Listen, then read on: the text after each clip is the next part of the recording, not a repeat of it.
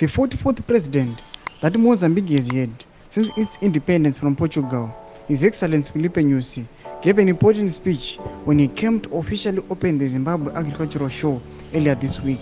Achipere musha mure Zimbabwe takuona kuti aiwa taona kuti mutungamiri wenyika yeZimbabwe uzongosvika pakuzongonyadzisiwa kuti ndiye ega asingatevedzeri mutemo, ndiye ega anoda kuviolate the constitution. Sana mina mashuka nomudanyuko panapana fadzai maire sokutakuwa kwakaitiwa pa the agricultural show. Not subscribe or like or turn on the bell icon. Tipinda pendo pakanyora chiti.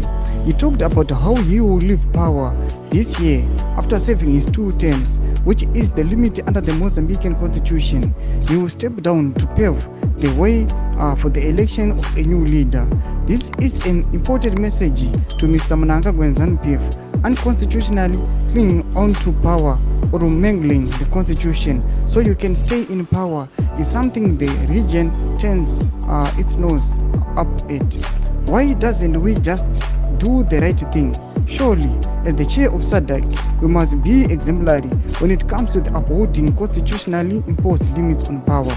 We need new leaders. Domashkwana to open up at Komendo na Fadzai Maire.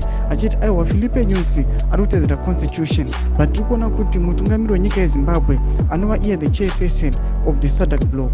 Anoya achitora kana kuti ari in a move kana in a bid to amend the constitution kuti akwanise kuextenda his rule kuti aiwa extend kuvura 2 terms. Achiti panapa tona Filipe Nyusi variku abided by the constitution vachistep down. Tudze mafungiro enyu moti kudi pamusoro pechitiko ichi chatona kuti aiwa munyika yeZimbabwe idi Mnangagwa ari kunzi aiwa ngaakopere maneighboring countries akaita sana Mozambique. In the comment section mendudza mafungiro enyu, musangano subscribe or like, turn on the bell.